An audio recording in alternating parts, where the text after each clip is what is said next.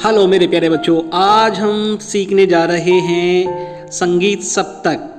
संगीत सप्तक क्या होता है? संगीत सप्तक के बारे में हमें जानना बहुत ज़रूरी है, क्योंकि संगीत और सप्तक का मतलब होता है 7 स्वरों का समूह सप्तक कहलाता है।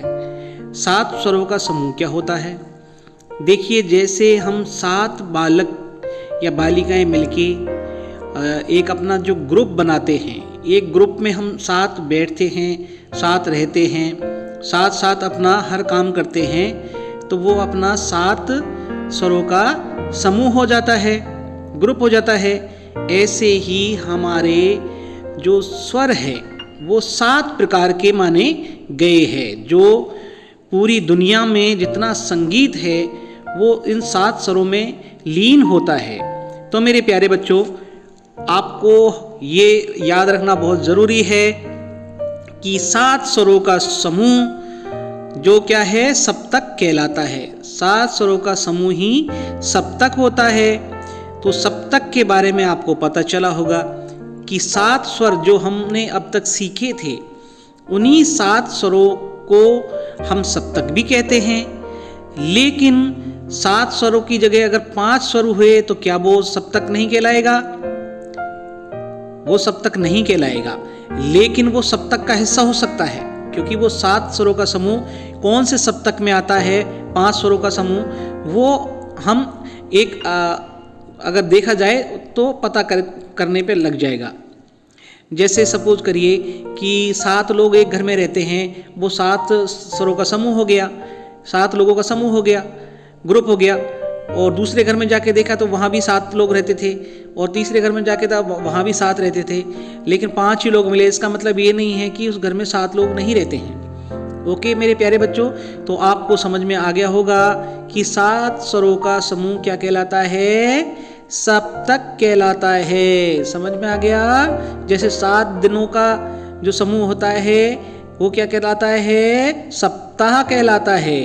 ओके, ऐसे ही संगीत में कितने स्वर होते हैं? शुद्ध जो होते हैं वो संगीत में 7 स्वर होते हैं। आपको ये पता ही लगा होगा कि संगीत में 7 स्वर शुद्ध होते हैं।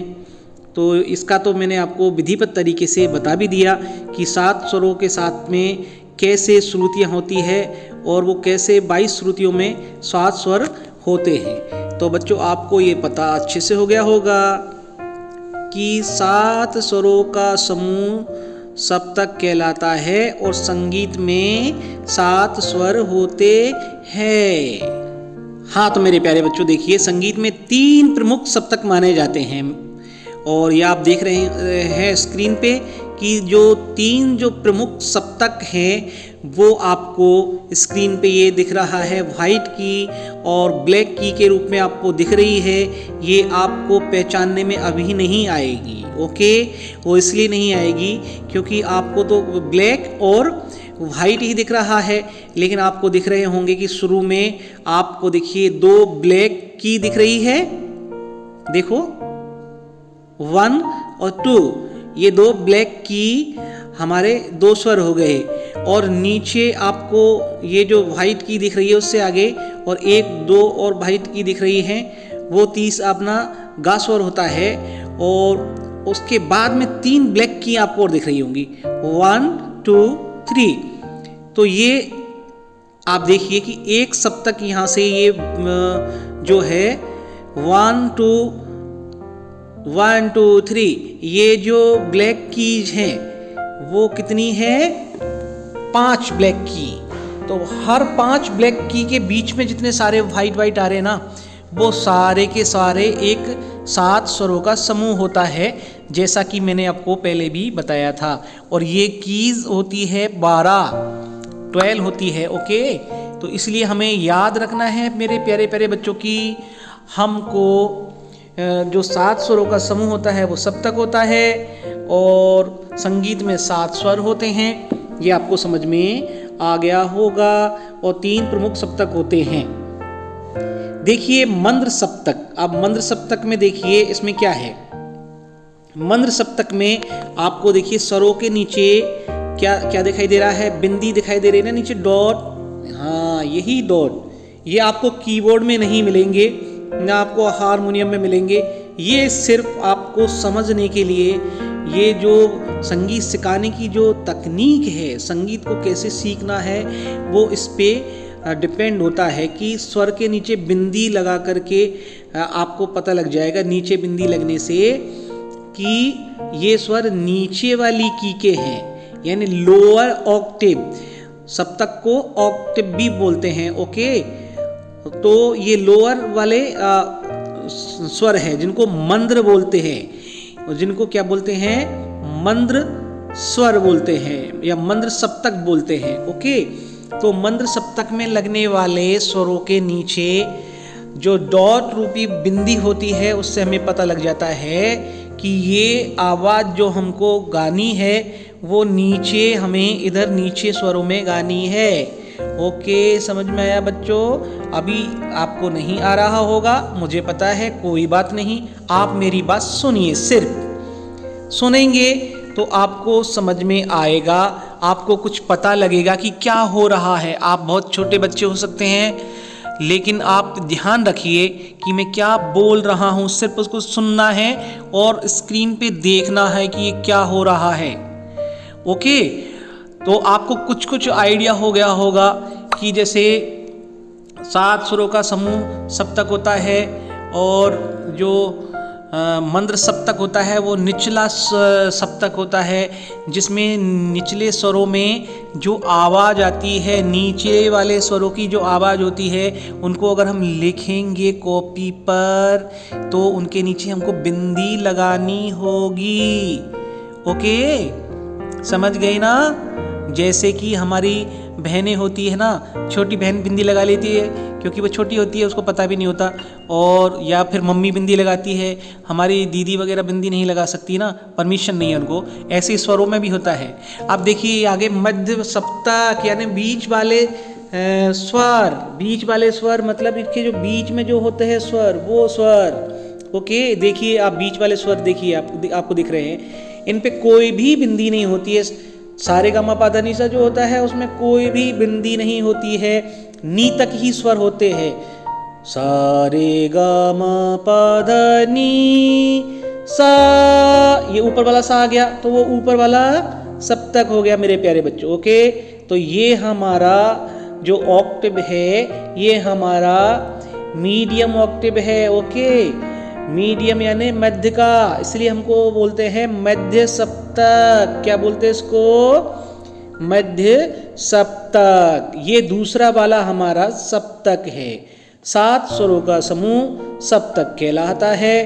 3 प्रमुख रूप से सप्तक होते हैं, मंद्र सप्तक, दूसरा मध्य सप्तक। मध्य सप्तक में किसी भी प्रकार की बिंदी नहीं लगती है। जब हम स्वर लिखते हैं तो स्वरों पे कोई भी प्रकार की बिंदी यूज नहीं होती है मेरे प्यारे प्यारे बच्चों। समझ गए ना?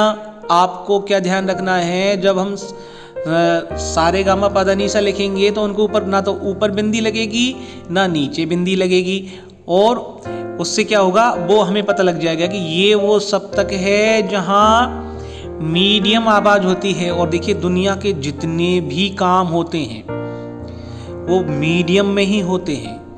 मीडियम यानी जो हम बोलते हैं तो हम आराम से बोलते हैं ना बीच बीच में, और अगर हम फास्ट फास्ट चलते हैं तो वो एक हमको ऊंचा बोलना पड़ेगा, जोर से आवाज़ लगानी पड़ेगी, और या हम बहुत धीरे बोलना पड़ेगा, बहुत धीरे बोलना पड़ेगा बच्चों। ये देखो धीरे हो गया, अब मैं मीडियम बोल रहा हूँ, नहीं बच्चों आपको बहुत धीरे बोलना पड़ेगा, ये धीरे नहीं है ना, ये ऊंचा स्वर है। इसलिए वो स्वर का ऊंचा नीचापन ही तो है सप्तक। आवाज का नीचे से ऊपर की ओर जाना ही 7 स्वरों के समूह होते हैं बच्चों। तो आपको याद रखना है कि जब आप कीबोर्ड सीखेंगे तब आपके बहुत काम की चीज़ है, जब आप हारमोनियम सीखेंगे तब। अब देख रहे होंगे आप ये तार सप्तक, इस सप्तक में स्वर के ऊपर बिंदी लगती है।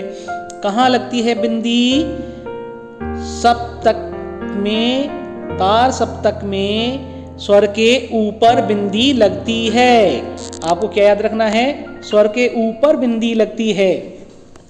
स्वर के ऊपर जो बिंदी लगती है वो हमें बताएगा कि ये सप्तक हमारा तार सप्तक है।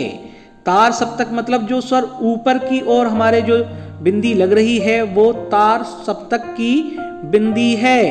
और हमें पता लग जाएगा कि ये आवाज हमें ऊपर गाना है। जब हम आवाज को लिखते हैं, जब हम इसकी नोटेशन बनाते हैं, नोटेशन आपको ये बहुत बड़े बड़े शब्द है बेटा, मैं आपको जो बोल रहा हूँ, तो आपको ध्यान रखना है कि ये शब्द आपको बहुत बड़े शब्द है। ये आपको बाद में आपको पता लगेगा जब हम सीखेंगे।